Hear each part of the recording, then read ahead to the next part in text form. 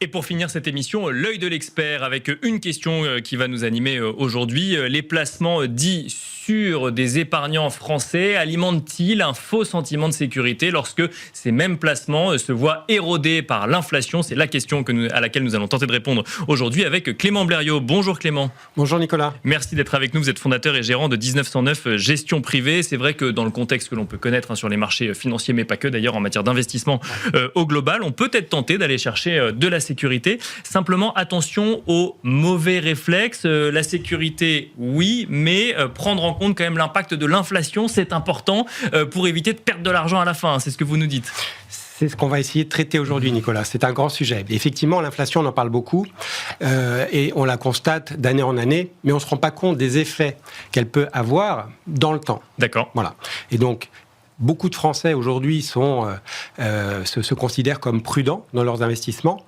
Et en fait, ils ne s'en rendent pas compte, mais ils prennent des risques invisibles. D'accord. Voilà.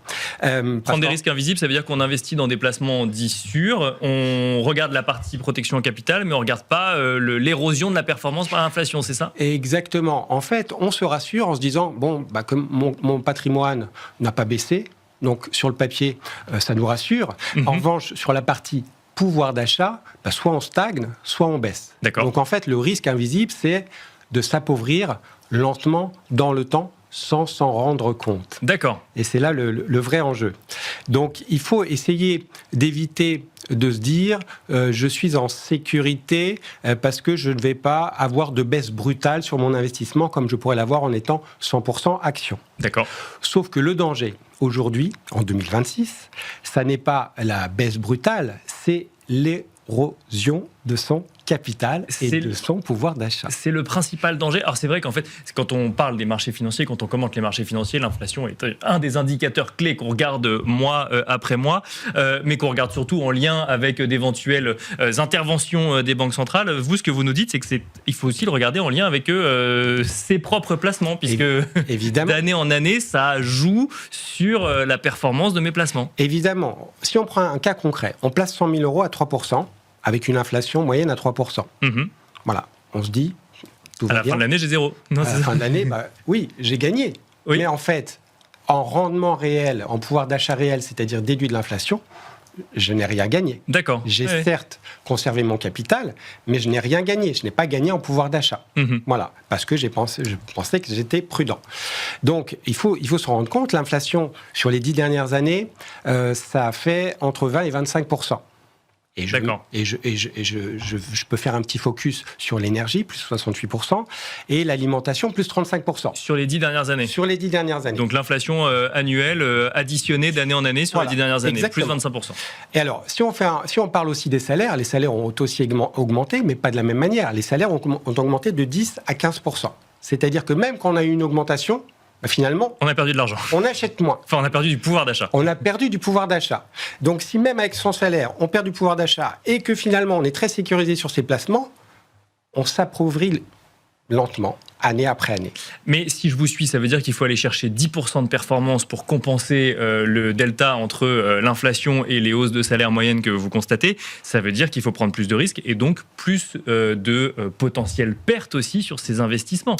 Il faut aller chercher un peu plus de risques, mais il faut essayer d'aller chercher du bon risque. D'accord. Et où est-ce qu'il est le bon risque aujourd'hui? Le bon risque, c'est quoi? C'est qu'un patrimoine équilibré, c'est un patrimoine qui va avoir du rendement, de la croissance et de la diversification. D'accord. D'accord. Donc, on ne va pas investir sur SpaceX, comme on en parlait juste avant. Ça, c'est du mauvais risque, c'est ça? On pourrait en avoir en partie. Mais disons que voilà, on va chercher de la croissance justement pour combattre cette inflation. D'accord. On va chercher du rendement pour avoir du revenu, donc avec des actions à dividendes, avec des obligations.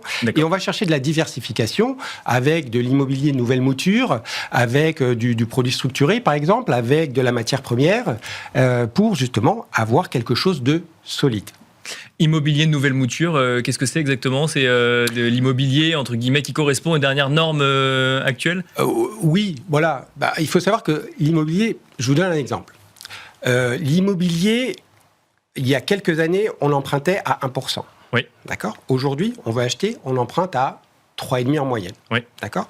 Sur un investissement de 500 000 € sur 20 ans, ça représente un coût supplémentaire de 140 000 €. D'accord.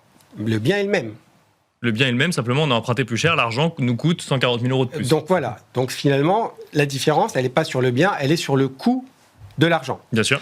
L'immobilier, aujourd'hui, ce n'est plus un réflexe classique, parce que hausse des taux, contraintes réglementaires, notamment sur la rénovation énergétique. Bien sûr. Calcul du taux d'endettement qui ne va pas en faveur des épargnants, donc Bien ça sûr, coûte beaucoup plus cher. Là, on parle du logement, oui. Voilà.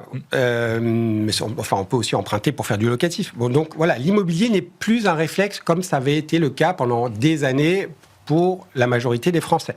D'accord. Voilà.